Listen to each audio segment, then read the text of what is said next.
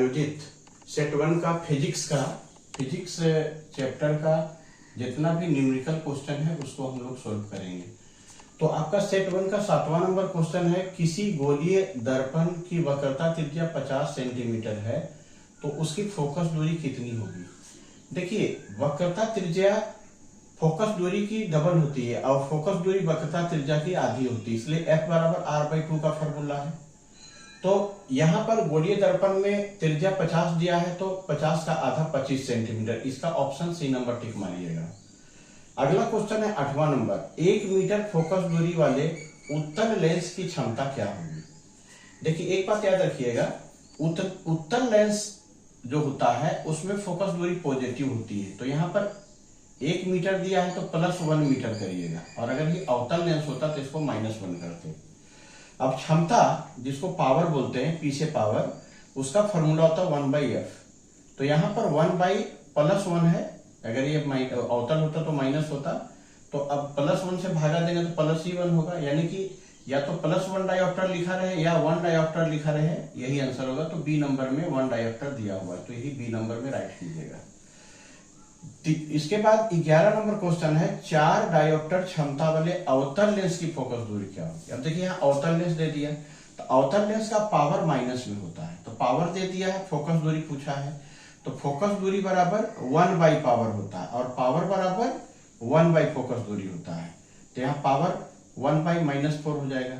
अभी मीटर में है, आपका ऑप्शन सेंटीमीटर में दिया, तो मीटर को सेंटीमीटर बनाने के लिए यहाँ पर 100 से गुना कीजिएगा। 4 से ये 25 बार में कट गया, तो ये माइनस का चिन्ह तो भी बचा हुआ यहाँ आ जाएगा, तो -25 सेंटीमीटर। लेकिन ऑप्शन में माइनस प्लस नहीं दिया है, केवल 25 सेंटीमीटर दिया है, बी नंबर में यही आंसर राइट हो जाएगा। अगर माइनस प्लस दिया होता तो हम -25 को लिखते, ठीक है। अब अगला क्वेश्चन, किसी अवतल लेंस का फोकसांतर 50 सेंटीमीटर है तो उसकी क्षमता कितनी होगी। देखिए, उत्तल लेंस, सॉरी अवतल नहीं उत्तल है। अब उत्तल लेंस में फोकस दूरी पॉजिटिव होती है, यही अगर अवतल लेंस दिया होता तो यहाँ -50 लिखते हैं। तो अभी सेंटीमीटर में दिया है, अब पावर निकालने के लिए मीटर बना लीजिएगा, इसको याद रखिएगा। तो 50/100 मीटर हो गया। अब पावर निकालने के लिए 1/f होता है, तो 1/50/100। अब ये 1 2 3 तल्ला है तो ये ऊपर चल जाएगा, 100 ऊपर गया तो 2, तो 2 डायोप्टर आंसर दिया हुआ, ये डी नंबर में है, इसको टिक मार दीजिएगा। इसको हम लोग बाद में देखें। 15 नंबर, ये बड़ा क्वेश्चन है।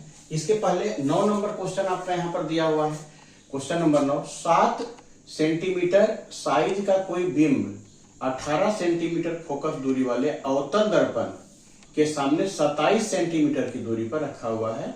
उसके प्रतिबिंब की स्थिति बताना है, प्रकृति बताना है और साइज बताना है। 3 क्वेश्चन है इसमें। तो देखिए, बिंब का जो साइज होता है ना, इसको हम लोग ऑब्जेक्ट बोलते हैं, तो H से दिखाते हैं। बिंब का साइज को H से दिखाते हैं, यानी आपको लिख दे रहे हैं बढ़िया से, बिंब का साइज को आकार भी बोलते हैं हम लोग, तो बिंब का साइज जिसको हम लोग H से दिखाते हैं। प्रतिबिंब का साइज जो होता है, प्रतिबिंब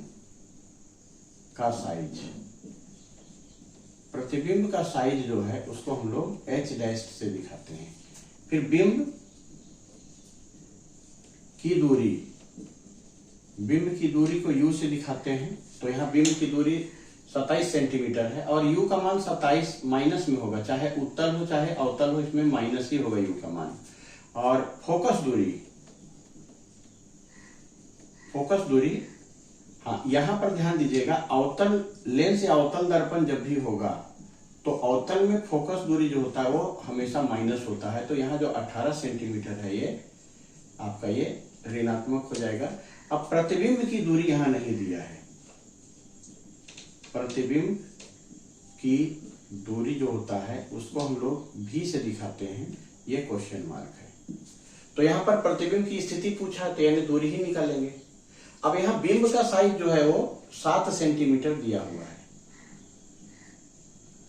और प्रतिबिंब की स्थिति और साइज पूछ रहा है, तो प्रतिबिंब का साइज देखिए यहाँ क्वेश्चन मार्क है, तो 2 तो यही क्वेश्चन मार्क हो गया, और एक इसका प्रकृति बताना है। प्रकृति मतलब उल्टा बनेगा या सीधा बनेगा, ठीक है। तो ये हमेशा उल्टा और वास्तविक प्रतिबिंब बनाता है, इसको याद रखिएगा भाई। इसको बनाते हैं तो दर्पण का जो सूत्र होता है दर्पण सूत्र आपको याद होगा, नहीं याद होगा तो हम आपको याद दिलाते हैं। फॉर्मूला होता है 1/v प्लस 1/u बराबर 1/f। अब इसको आराम से बैठिए। यहाँ पर प्रतिबिंब का जो दूरी v था वो तो नहीं दिया हुआ है, रहने दीजिए, यहाँ 1/v ही रखते हैं। अब यहाँ पर प्लस का साइन है और 1/u का वैल्यू आपका -27 है और 1/, यहाँ पर f का वैल्यू जो है वो -18 है। अब यहाँ 1/v, ये प्लस माइनस माइनस हो जाएगा, ऊपर आ जाएगा माइनस, और यहाँ ये भी ऊपर में कर दीजिए 1/18। अब ऐसा कीजिए कि इस माइनस को जो है ना उधर भेज दीजिए तो v का मान निकलेगा, एक एक करके भेजते जाइए। 1/18 हो गया। अब यहाँ माइनस है तो यहाँ प्लस 1/27 हो जाएगा। अब 1/v बराबर यहाँ 18 और 27 का एलसीएम लीजिएगा तो 54 होगा। 18 3 54 यहाँ पर। अच्छा, एक बात और ध्यान दीजिएगा कि ये जो माइनस में है ना 18 3 54, यहाँ का -3 हो जाएगा और 27 दूनी 54 2 हो जाएगा। तो 1/v बराबर यहाँ क्या हो जाएगा, -1/54 हो जाएगा। तो अगर इसको इस तरह से क्रॉस मल्टीप्लिकेशन करें तो -v, इसको जो मल्टीप्लाई करेंगे बराबर 54 हो जाएगा। तो v बराबर -54, तो v बराबर -54 आ गया। तो देखिए एक बात याद रखिएगा, अवतल दर्पण में v का मान जब v का मान माइनस आता है तो प्रतिबिंब बाईं ओर बनेगा। प्रतिबिंब की स्थिति क्या होगी, प्रतिबिंब बाईं ओर बनेगा, और अगर प्लस रहेगा ना तो इसको दाईं ओर लिखिएगा, प्रतिबिंब बाईं ओर बनेगा। और प्रतिबिंब कितनी दूरी पर बनेगा, 54 सेंटीमीटर दूर बनेगा।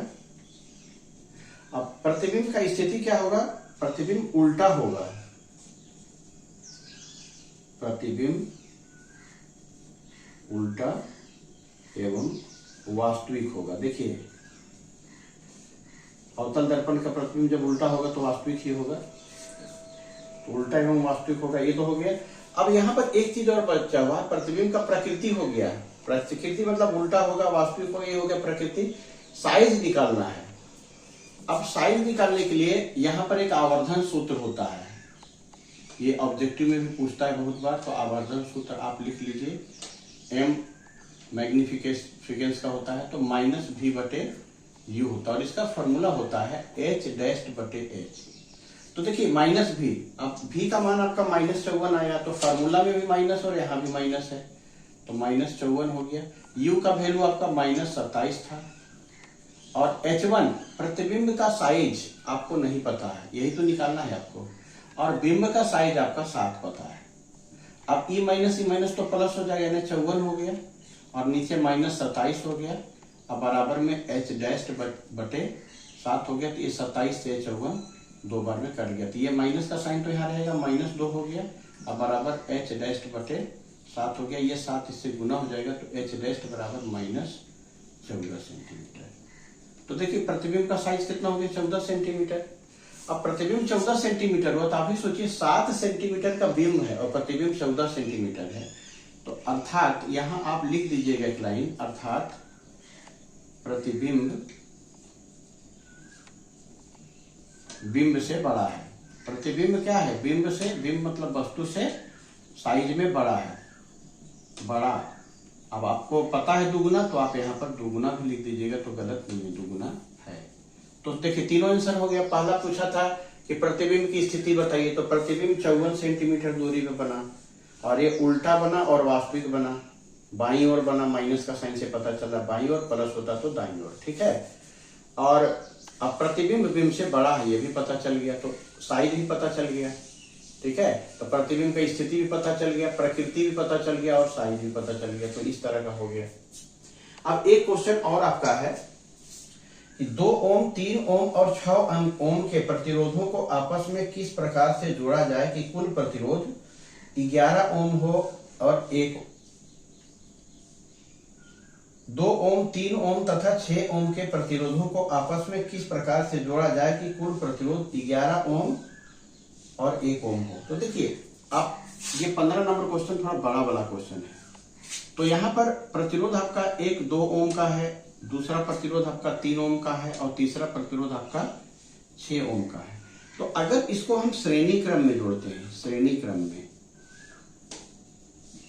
तो आप फॉर्मूला पढ़े R बराबर R1 plus R2 plus R3, यही पढ़े हैं।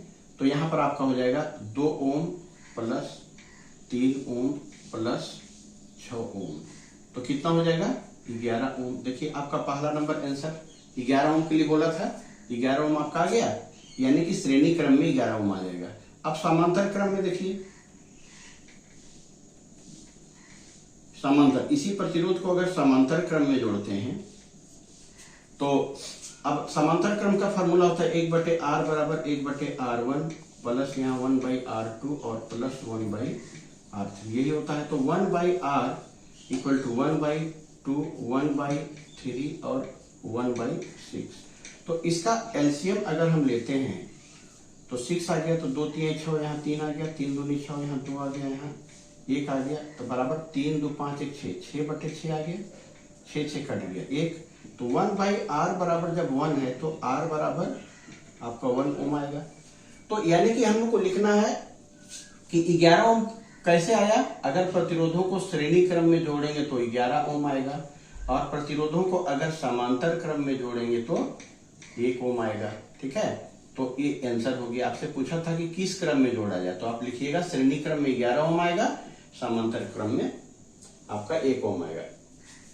इसी क्वेश्चन में ये 2 क्वेश्चन था 15 नंबर में, ये बी वाला प्रैक्टिकल था इसलिए बता दिए। इसका ए नंबर में था कि किसी चालक का प्रतिरोध किन किन बातों पर निर्भर करता है। तो प्रतिरोध किन किन बातों पर निर्भर करता है, ये प्रतिरोध किन किन बातों पर निर्भर करता है या किन किन कारकों पर निर्भर करता है। तो देखिए चालक का प्रतिरोध 3 कारकों पर निर्भर करता है। पहला नंबर चालक की लंबाई पर, चालक की लंबाई पर,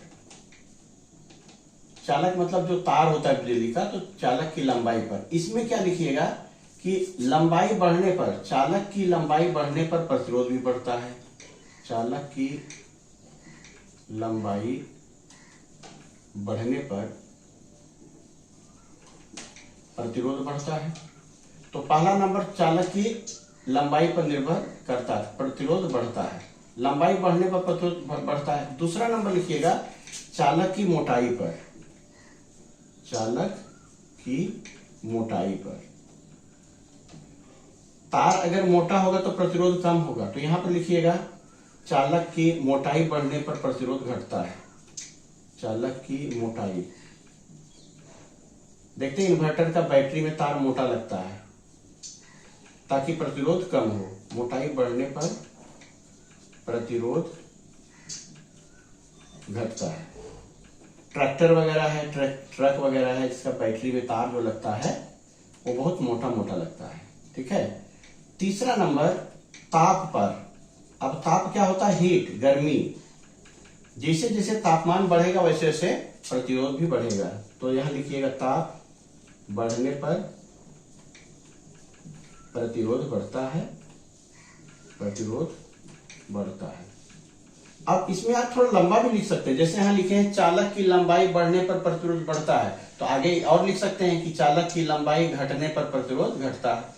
चालक की मोटाई बढ़ने पर प्रतिरोध घटता है, मोटाई घटने पर प्रतिरोध बढ़ता है। ताप बढ़ने पर प्रतिरोध बढ़ता है, ताप घटने पर प्रतिरोध घटता है। तो थोड़ा सा लंबा भी हो जाएगा। तो इस प्रकार से आज हमने फिजिक्स का जितना भी न्यूमेरिकल क्वेश्चन था प्रैक्टिस करने वाला वो हमने बता दिया है।